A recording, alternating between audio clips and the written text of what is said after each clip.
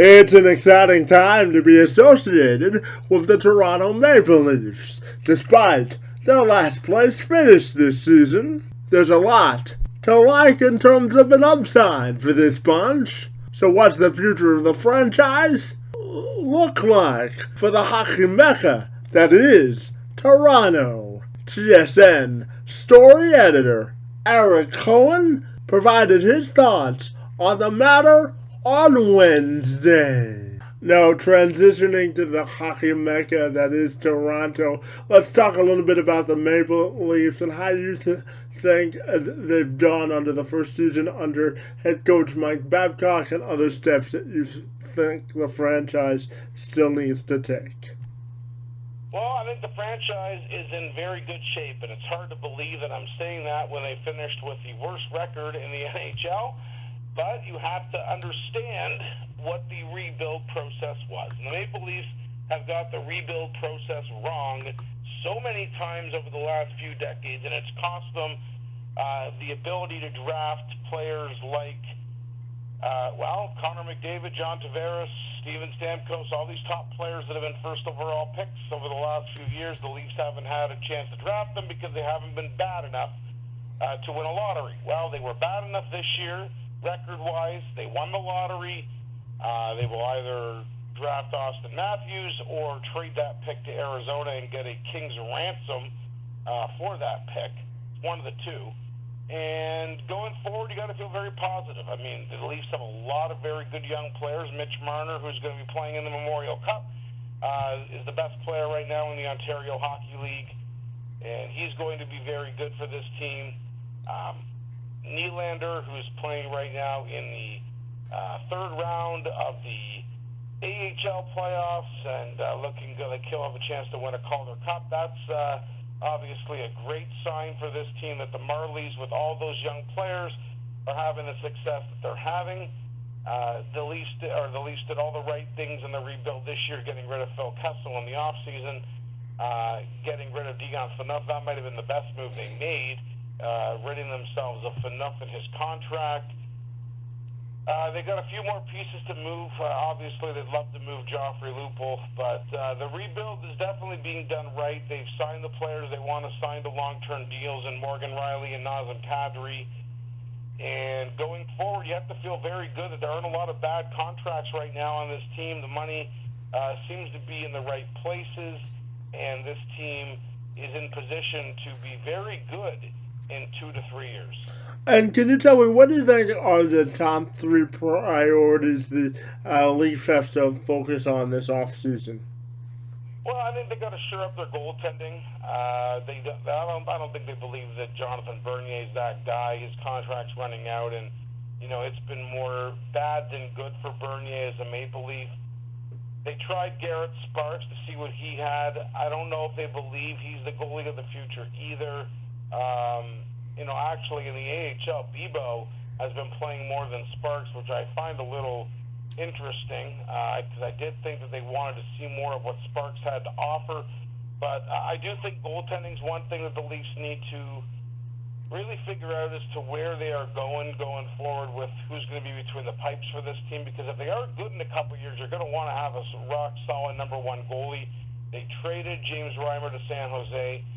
James Reimer's a UFA in the offseason, so we'll see what happens with his contract. He hasn't played in the playoffs because Martin Jones has been very good for San Jose, so we haven't really seen what Reimer can do in the postseason since that collapse in Game 7 against Boston a couple years ago. Obviously, the Leafs haven't been back to the playoffs since then, so that's the biggest thing for them. I think they got to figure out who's going to play net, what their core defense is going to look like. I think they think that Jake Gardiner took a lot of right steps this year as far as getting his game back on track. They need to figure out, what they are going to do with some of the veterans. What do you do with as I mentioned, Joffrey Lupul, James Van Riemsdyk, who missed the latter part of last year with an injury. The older players who maybe are here in a situation where they're not just ready to win just yet. So what do you do? I know they got rid of most of their veterans, but they still got a couple hanging around. So that's a question mark. And, of course, the big question mark is, do you take the plunge and do you make a significant offer to Steven Stamkos come July 1st when he's a UFA. If you feel like you're ready to win soon, maybe you take a chance that Stamkos will want to come home and be part of a team that has the potential to be very good in a couple years. And you led into my next question in regards to free agency. Obviously, despite the Leafs' struggles over the last couple of years, there's still an original six team. So how aggressive do you believe they'll be in free agency? And is Stamkos one of the players you think they'll have the apple of their eye on this offseason? Well, there's no doubt that everyone's going to want Steven Stamkos. Then you're going to have to wait and see what his situation is after the blood clot issue that he sustained late in the regular season. He hasn't played in the playoffs just yet. He's skating right now with Tampa Bay. So, obviously anyone who signs Steven Stamkos will want to make sure that he is 100%, that his health is not going to be an issue going forward.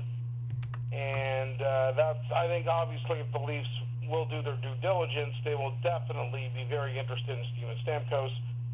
As far as anyone else goes, it all depends on the strategy that Shanahan, Lamoriello, and Babcock have as far as when they feel like this team is ready to compete.